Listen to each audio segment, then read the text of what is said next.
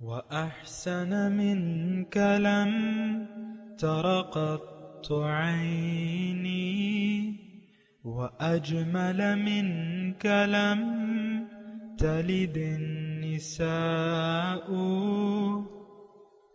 خلقت مبرأ من كل عيب خلقت مبرأ من كل عيب كأنك قد خلقت كما تشاء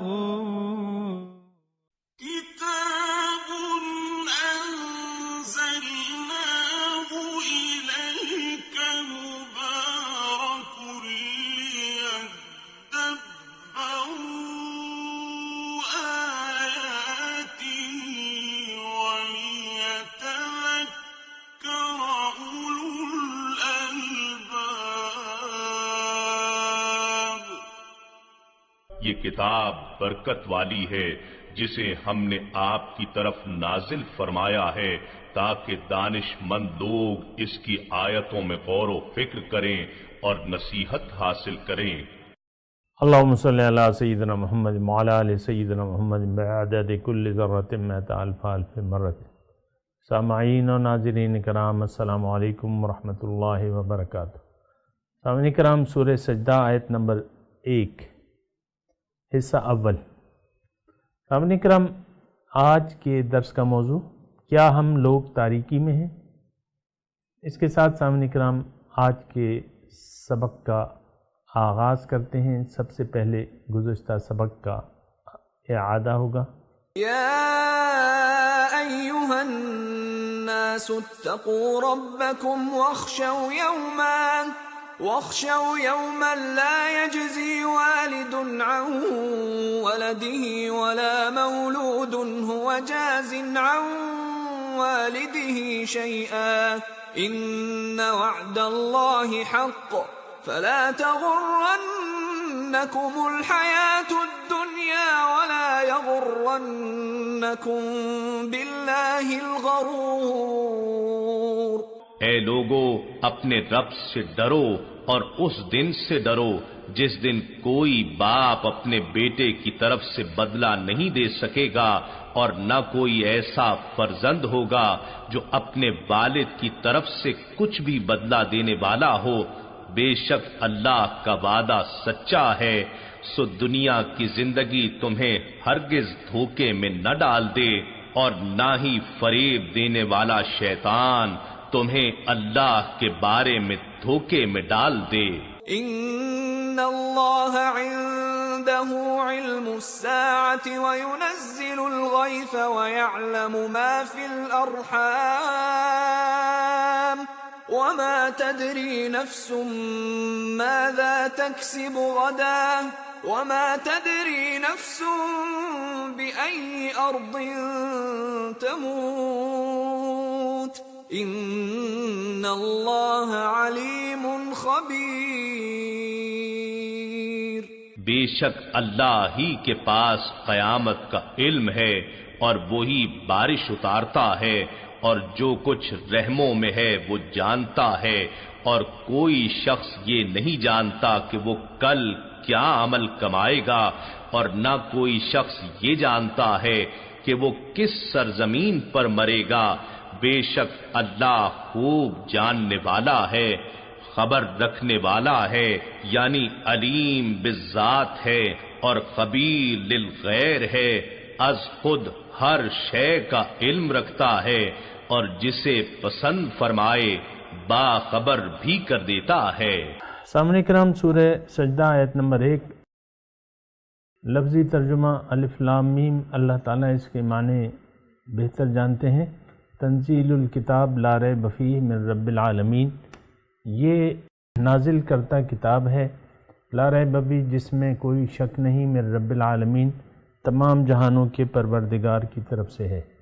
ام یقولون افطرہ، کیا یہ لوگ کہتے ہیں افطرا ہو کہ اس نے گھڑ لیا ہے. بل هو الحق ہو، بلکہ یہ حقیقت ہے من رب کا، آپ کے رب کی طرف سے. لتنذر قوما ما آتاہم من نذیر، تاکہ آپ ڈرائیں ان لوگوں کو جن کے پاس اس سے پہلے کوئی ڈرانے والا نہیں آیا ہے، لعلہم یہتدون، تاکہ یہ راستہ پا جائیں، سیدھے راستے کو پا جائیں۔ سامعین کرام، سورہ السجدہ اس کا نزول جو ہے مکی ہے، اور مکی دور تقریباً 5 اور 6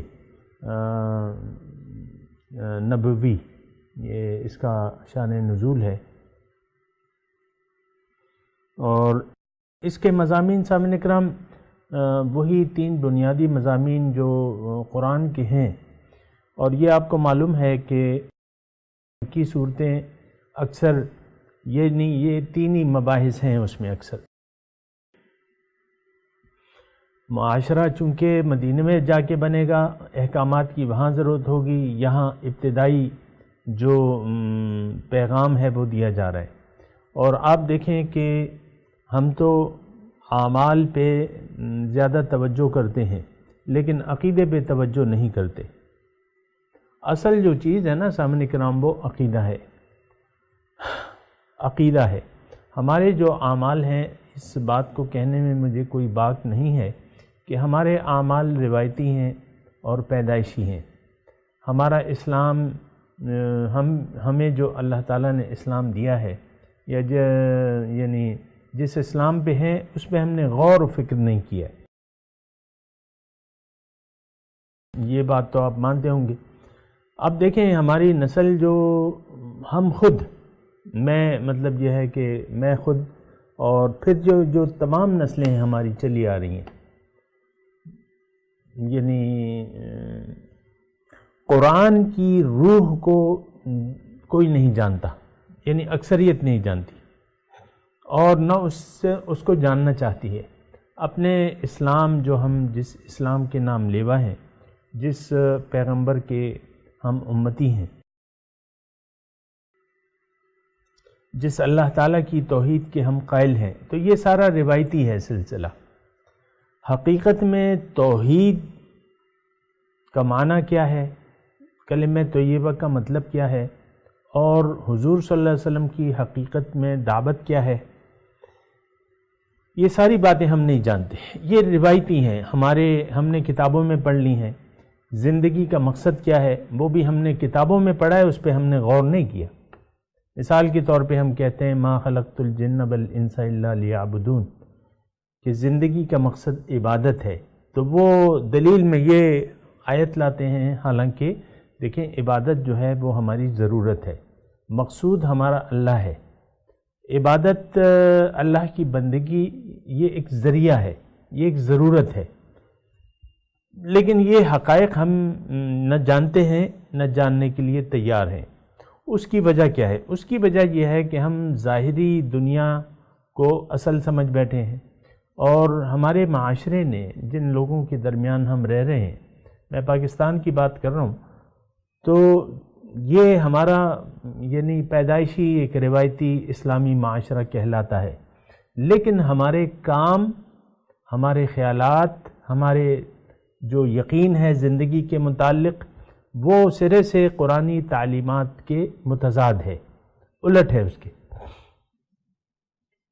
واللہ یدعو الی دار السلام، اللہ تعالیٰ دار السلام یعنی سلامتی کے گھر کی طرف ہمیں بلاتا ہے، لیکن ہم وہاں جانا نہیں چاہتے، یعنی وہ ہمارے اعمال سے ظاہر ہوتا ہے۔ میں یہ نہیں کہہ رہا عمل کے ہم قائل نہیں ہیں، اور عمل آخرت کے لیے زندگی گزارنا یہ تصور ہمارے معاشرے میں نہیں ہے۔ میں کہنا یہ چاہ رہا ہوں سامعین کرام کہ یہ سورہ سجدہ جو ہم اللہ تعالیٰ کی توفیق اور اس کے فضل سے شروع کر رہے ہیں، اس کے مضامین بیان کر رہے ہیں، تو میرا مقصد یہ ہے کہ ہم خود یعنی ان مضامین کو اپنے لیے سمجھیں، کیونکہ میں اور آپ جس معاشرے میں رہ رہے ہیں سامعین کرام، وہ ایک تاریکی کا معاشرہ ہے، وہ جہالت کا معاشرہ ہے، یہاں پہ جہالت ہے، ہم ایک دور جہالت میں رہ رہے ہیں، دور جہالت میں پیدا ہوئے ہیں، تاریکی کے دور میں پیدا ہوئے ہیں، ہمیں حقیقت اور روشنی کا کچھ پتہ نہیں ہے، لیکن اس کے باوجود ہم کہتے ہیں کہ بھئی ہم ایک مسلمان ہیں۔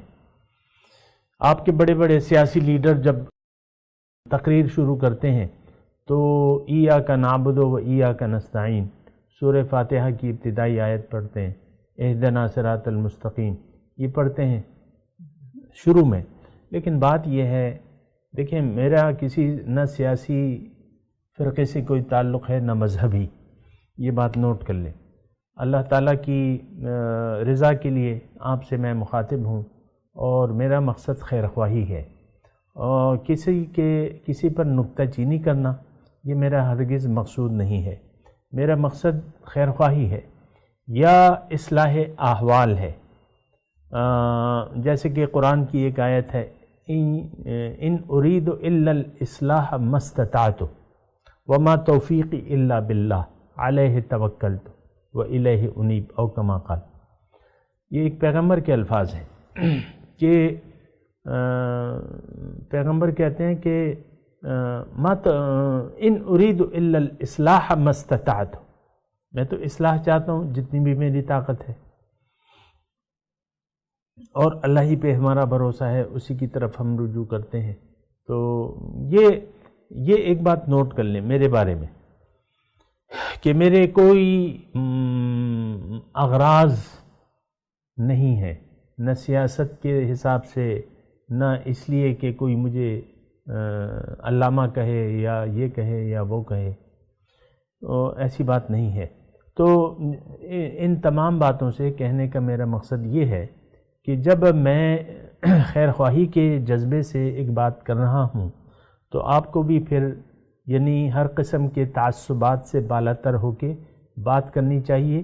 جب میں کسی مذہبی گروہ کی بات کرتا ہوں مثال کے طور پہ، یا سیاسی کی بات کرتا ہوں سیاست کی، تو اس کا مطلب یہ نہیں ہوتا کہ میں کسی کو نقطہ اعتراض کسی پہ اٹھاؤں، بلکہ معاشرے کی جو حالت ہے وہ میں بیان کرتا ہوں.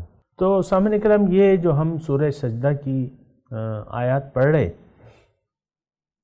یا میں آپ کو مکی دور کا جو بیان کر رہا ہوں نا کہ مکی دور میں کس قسم کے مضامین ہیں. دیکھیں وہاں تو لوگ توحید کے قائل نہیں تھے، یعنی ببانگ دہل اللہ تعالیٰ کے ساتھ وہ شریک ٹھہراتے تھے. یعنی ہماری حالت تھوڑی سی مختلف ہے، ہم تو نام اسلام کر لیتے ہیں لیکن شرک میں مبتلا ہیں. جیسے کہ اللہ تعالیٰ نے فرمایا ہے کہ وَمَا يُؤْمِنُ أَكْثَرُهُمْ بِاللَّهِ إِلَّا وَهُمْ بِهِ مُشْرِكُونَ. بہت سے لوگ ایمان کے ساتھ ساتھ اللہ تعالیٰ کے ساتھ شریک ٹھہراتے ہیں، یعنی جو بھی اللہ پہ ایمان لائیں وہ ان میں سے اکثر جو ہیں وہ اللہ تعالیٰ کے ساتھ شریک بھی ٹھہراتے ہیں. بہرحال تو ہماری حالت جو ہے وہ ہم میں اور جو دور جاہلیت میں جب قرآن نازل ہو رہا تھا، فرق صرف یہ ہے کہ وہ لوگ اعلانیہ طور پہ شرک کے قائل تھے، اعلانیہ طور پہ رسالت کے قائل نہیں تھے، اعلانیہ طور پہ ہدایت خدابندی کے قائل نہیں تھے، اعلانیہ طور پہ آخرت یا موت بعد الحیات کے قائل نہیں تھے. ہم میں اور ان میں صرف اتنا فرق ہے کہ ہم اعلانیہ طور پہ توحید کے قائل ہیں، رسالت کے قائل ہیں اور آخرت کے قائل ہیں اعلانیہ طور پہ. اور پھر جو ہمارا جو نظریہ ہے، ہمارا اور ان مشرکوں کا نظریہ ایک ہے. ہم میں صرف فرق یہ ہے، میں آپ کو فرق بتا رہا ہوں، فرق یہ ہے کہ ہم اعلانیہ طور پہ مانتے ہیں توحید، رسالت اور آخرت، اور وہ نہیں مانتے تھے. بس یہ فرق ہے، باقی ہمارے اور ان کے نظریات ایک سے ہیں. حقیقت میں دیکھیں، اب میں آپ کو تھوڑی سی بتایا بھی ہے، دوبارہ بتا دیتا ہوں، ہو سکتا ہے کوئی نیا سننے والا ہو، کہ ہمارے یقین کا اظہار جو ہے، یقین کا پتہ عمل سے چلتا ہے، زبان سے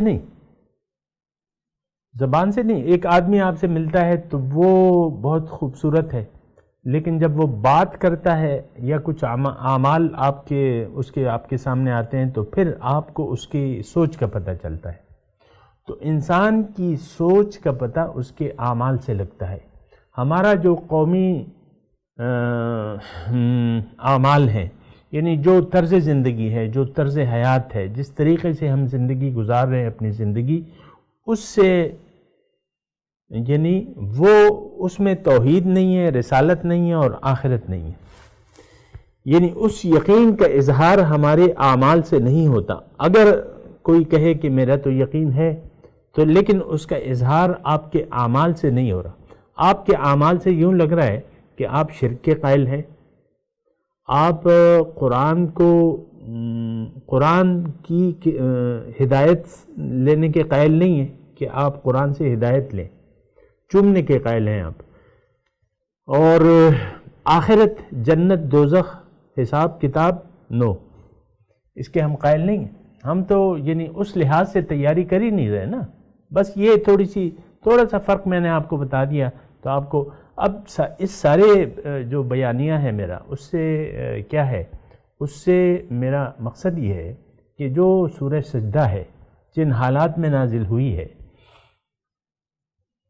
تو یہ اس وقت کے معاشرے میں جب بھی دیکھیں آپ کوئی مکی صورت ہے تو اس میں یہ بات ضرور ہوتی ہے کہ تنزیل الکتاب ہے یا کتاب انزلناہ الیک یا اس طرح، تو اس میں یہ ہوتا ہے۔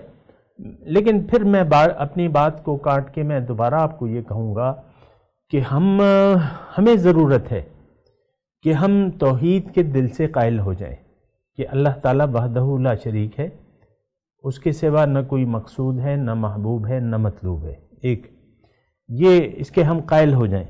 دیکھیں ایک بیماری ہے نا، تو وہ جب تک آپ کو اس کا احساس نہیں کریں گے، تسلیم نہیں کریں گے کہ یہ بیماری مجھ میں ہے، تب تک آپ اس کے علاج کی فکر نہیں کریں گے۔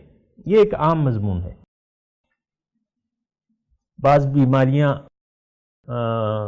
بدن میں ظاہری اس کی علامات نہیں ہوتی لیکن بدن میں پھیلتی رہتی ہیں، مثال کے طور پہ کینسر ہے یا ہیپیٹائٹس ہے، بعض اوقات وہ ڈاکٹر صاحبان لکھتے ہیں نا، اس کے بارے میں کتاب لکھتے ہیں، تو ایک ڈاکٹر صاحب نے لکھی تھی تو وہ کہتے تھے خاموش قاتل، اس کا کیا تھا نام تھا اس کتاب کا، اور وہ ہیپیٹائٹس سی کے بارے میں وہ بیان کر رہے تھے۔ خاموش قاتل کیا مطلب؟ اس کی کوئی علامات نہیں ہوتی۔ بہرحال تو بعض بیماریاں ایسی ہوتی ہیں کہ وہ آپ کو لاحق ہوتی ہیں، آپ کہتے ہیں کہ مجھے تو کوئی بیماری لاحق ہی نہیں ہے، ٹھیک ہے، آپ کہتے ہیں کہ مجھے کوئی تو بیماری نہیں ہے، تو کیا ہوا؟ ابھی میں نے نماز پڑھی ہے، میں مسلمان ہوں، نماز پڑھتا ہوں، روزہ رکھتا ہوں اور زکوٰۃ دیتا ہوں، حج کرتا ہوں، یہ کرتا ہوں، وہ کرتا ہوں، مجھے کیا ہو گیا؟ تو یہ وہ ایک مطلب وہ ہے کہ آپ کو اپنی بیماری کا احساس ہی نہیں ہے۔ اور جو بیماری ہے نا سامعین کرام، ہم میں جو بنیادی بیماری ہے، آپ اس پہ سوچیں، ابھی مضمون آئے گا، اللہ تعالیٰ نے یا ابھی ارشاد فرمایا ہے کہ ثم سواہ، آیت نمبر 9 ہے، ثم سواہ ونفخ فیہ من روحہ وجعل لکم السمع والابصار والافئدہ، تمہارے لیے بنائے ہیں، یعنی روح پھونک کے تمہارے لیے بنائے سماعت، یعنی سماعت دی ہے تمہیں، بصارت دی ہے اور دل دیا ہے۔ اب دیکھیں سمع اور بصر جو ہے، ان السمع والبصر، ابھی آیت کی انشاءاللہ تشریح کریں گے لیکن میں ایک نقطہ آپ کے سامنے بیان کروں کہ سننا اور دیکھنا یہ جو ہے ہمارے علم کے ذرائع ہیں، آپ سن لیں اور دیکھیں، پھر دل سے سوچیں، افئدہ، دل دیا ہے ہمیں سوچنے کے لیے، فکر سوچنے کے لیے۔ تو میں یہ کہہ رہا ہوں کہ ہمیں جیسے کہ میں نے کہا آپ کو کہ ہمیں اس بات کا معلوم نہیں ہے کہ ہمارے مرض کیا ہیں، امراض ہم میں کون سے امراض ہیں، قاتل امراض ہیں ہم میں موجود ہیں۔ ظاہر اسلام کے ظاہر کو ہم نے کسی حد تک لے لیا ہے اور دعویٰ بھی کرتے ہیں، لیکن اسلام کے باطن کو ہم نے نہیں لیا ہے۔ دیکھیں توحید جیسا کہ حق ہے اس کا، اس طریقے سے ہم ماننے کے لیے تیار نہیں ہیں۔ اور رسالت ہے، رسالت کی دعوت کو بھی ہم نے نہ جانتے ہیں نہ قبول کرنے کے لیے تیار ہیں۔ پھر بعث بعد الموت ہے سامعین کرام، اس کے لیے بھی ہم تیار نہیں ہیں۔ یہ ہمارا بڑا مرض ہے سامعین کرام، یہ ہمارے امراض ہیں کہ یقین نہیں ہے، باطن پر یقین نہیں ہے، جیسے کہ ہم نے سورہ روم میں پڑھا تھا، یعلمون ظاہرا من الحیات الدنیا وہم عن الآخرۃ غافلون۔ یہ لوگ دنیا کے ظاہر کو تو جانتے ہیں لیکن باطن سے غافل ہیں۔ اور 150% یہ آیت ہم پہ فٹ آتی ہے کہ ظاہر دنیا کو ہم جانتے ہیں اور آخرت سے غافل ہیں، باطن سے غافل ہیں۔ باطن سے ہم نے منہ موڑا ہوا ہے سامعین اکرام۔ اس وقت ہماری حالت یہ ہے سامعین اکرام کہ مادہ پرستی ہے، ہمارا شعار جو ہے قومی شعار وہ مادہ پرستی ہے، میٹیریلسٹ ہیں ہم، ظاہر پرست ہے۔ اسلام کے چند ظاہر کو تو ہم نے لے لیا ہے لیکن اس کی باطنی روح جو ہے ہم سے چلی گئی ہے، باطنی روح جو ہے ہم سے چلی گئی ہے۔ تو اچھا، پھر جب روح نہ ہو تو وہ بدن کا کیا فائدہ، اس ظاہر کا کیا فائدہ جس میں کوئی روح نہ ہو؟ آپ یہ بھی تو سوچیں نا۔ دیکھیں یہ ساری دعوت فکر ہے، اور یہ سارے مضامین جو میں ایک صورت کا افتتاح ہو رہا ہے اور اس کو ہم سمجھنے کی کوشش کر رہے ہیں، تو آپ یہ نہ سمجھیں۔ عام طور پہ تو دیکھیں ایسا ہی ہوتا ہے کہ ہم یہ کہتے ہیں یہ تو مکی صورت ہے اور مکے کے مشرکوں کے لیے ہے، یہ نہیں، یہ ہمارے لیے ہے، وہ تو گزر گئے۔ تلک امۃ قد خلت لہا ما کسبت ولکم ما کسبتم۔ وہ تو کچھ لوگ تھے، ایک امت تھی، گزر گئی۔ اللہ تعالیٰ نے قرآن میں فرمایا ان کے لیے وہ ہے جو انہوں نے کمایا، اور تمہارے لیے وہ ہوگا جو تم کما رہے ہو۔ حقیقت میں اس وقت یعنی جس ماحول میں میں اور آپ رہ رہے ہیں نا، یہ لوگ آخرت کے لیے کوئی کمائی نہیں کر رہے۔ کمائیاں ہو رہی ہیں لیکن مرکزہ جو ہے کمائیوں کا وہ ظاہر ہے، باطن نہیں، باطنی کمائی نہیں ہے۔ اگر ہے بھی تو وہ اپنے خیال سے ہے۔ اگر ہم کچھ نیک کام کرتے ہیں، خیرات صدقہ، وہ ہمارے اپنے جذبات ہیں، لیکن اسلام کی روح وہ نہیں ہے۔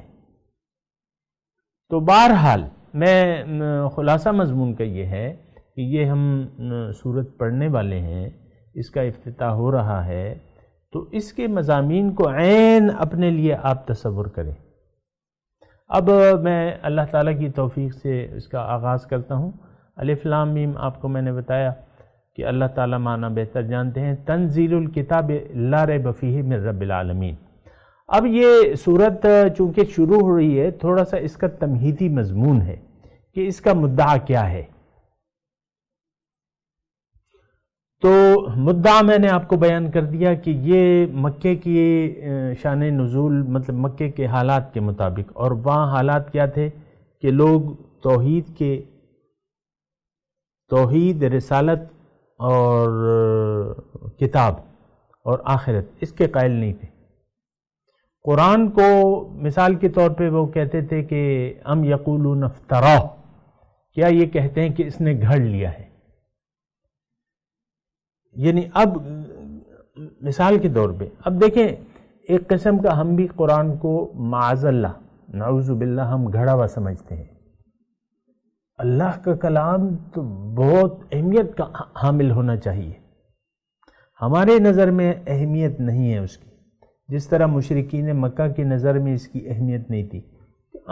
وہ کہتے ہیں افطرا ہو، بھلی اس نے گھڑ لیا ہے۔ رب العالمین کا کلام ہم نہیں تصور کرتے، یعنی دیکھیں اس کے یعنی تصور کرنے کے درجات ہیں۔ آپ کہتے ہیں کہ بھئی یہ تم کیا کہہ رہے ہو، مجھے آپ کہہ سکتے ہیں تم تو غلط کہہ رہے ہو، تم تو اول فول بک رہے ہو، آپ کہہ سکتے ہیں، لیکن نہیں، میں کہہ رہا ہوں کہ اس کے درجات ہیں۔ ہم قرآن کو مانتے تو ہیں لیکن کتاب ناظرہ، متبرک کتاب، وہ تو قرآن کو متبرک بھی نہیں سمجھتے تھے، ہم سمجھتے ہیں متبرک کتاب، اللہ تعالیٰ کی طرف سے سمجھتے ہیں، یقین ہے اللہ کی کتاب ہے، لیکن ہمارا یہ خیال ہے کہ یہ ایک متبرک کتاب ہے اور یہ کتاب ناظرہ ہے۔ پھر ہمارا جو حال ہے نا سامعین کرام، کہ ہمارا حال تو یہ ہے، میں نے آپ کو کہا نا کہ ہمارا حال یہ ہے کہ ہم باطل کے قائل ہیں، ظاہر کے قائل ہیں، باطن سے غافل ہے۔ اب یہ بڑے گہرے الفاظ ہیں، میں زیادہ مطلب یہ ہے کہ کھلے الفاظ نہیں استعمال کرنا چاہتا کیونکہ احتیاط لازم ہے، لیکن میں نے آپ کو جو الفاظ استعمال کیے ہیں، میں یہ کہہ رہا ہوں کہ یہ ایک ظاہر پرست معاشرہ ہے، ہمارا اصل ایمان جو ہے وہ ظاہر پہ ہے۔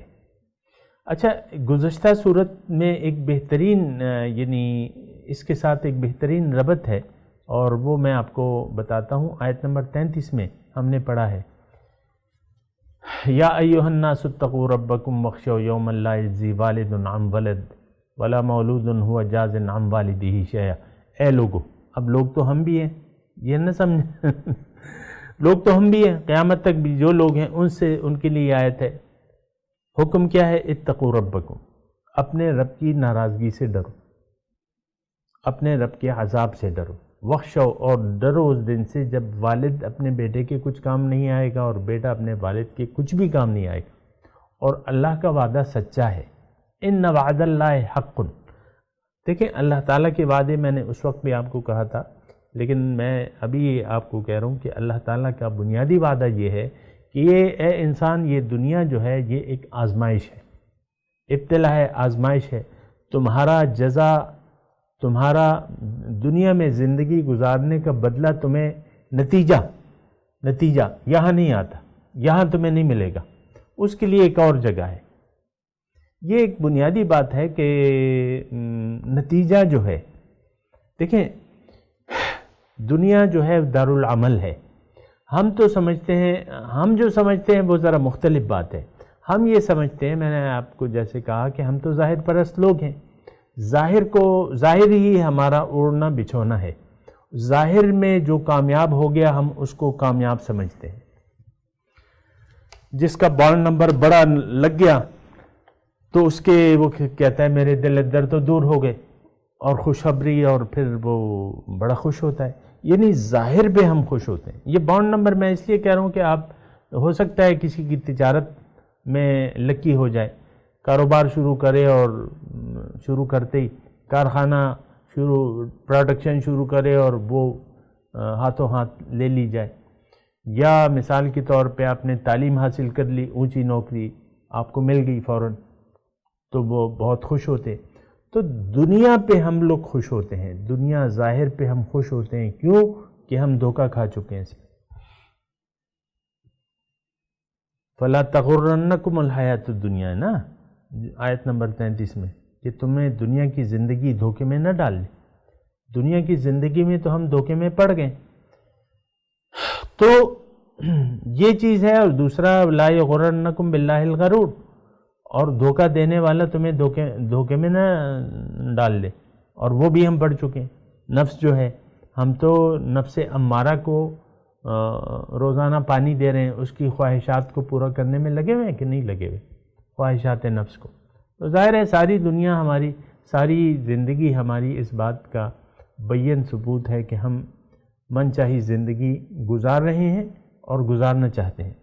لیکن من چاہی زندگی گزارنا جو ہے، اس کا مطلب یہ ہے کہ آپ کو اللہ کے وعدے پہ یقین نہیں ہے، اللہ کے وعدے پہ آپ کو یقین نہیں ہے۔ اللہ کا وعدہ کیا ہے کہ بھئی اس دنیا کے بعد ایک اور زندگی ہوگی، تمہیں دوبارہ میں زندہ کروں گا، اور اس زندگی میں تمہیں اس زندگی کا رزلٹ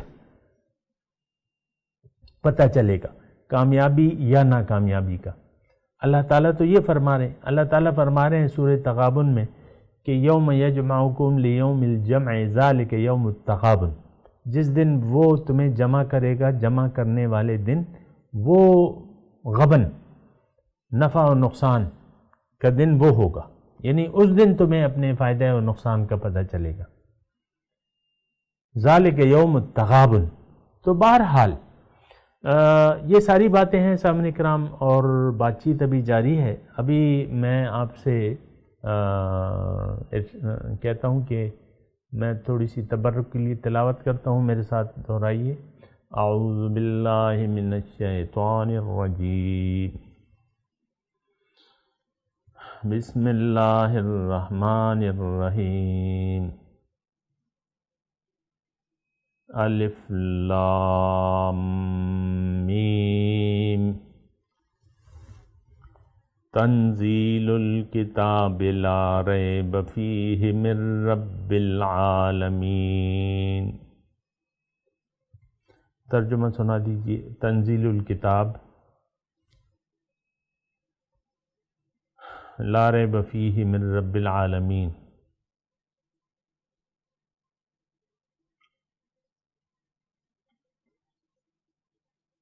تنزیل الکتاب، اس کتاب کا نازل کرنا، لا ریب فیہ ہے، کوئی شک نہیں اس میں، من رب العالمین کہ یہ رب العالمین کی طرف سے ہے۔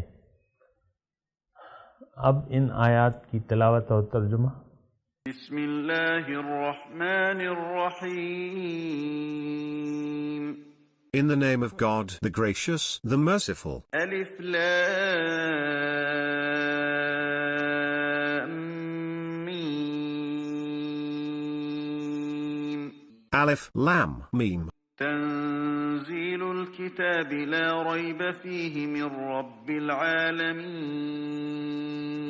The revelation of the book, without a doubt, is from the Lord of the universe. سامعین کرام، اس کے ساتھ ہی آج کے درس کا وقت اختتام کو پہنچا۔ اگلے درس میں انشاءاللہ ملاقات ہوگی۔ وآخر دعوانا ان الحمد للہ رب العالمین، والسلام علیکم ورحمۃ اللہ وبرکاتہ۔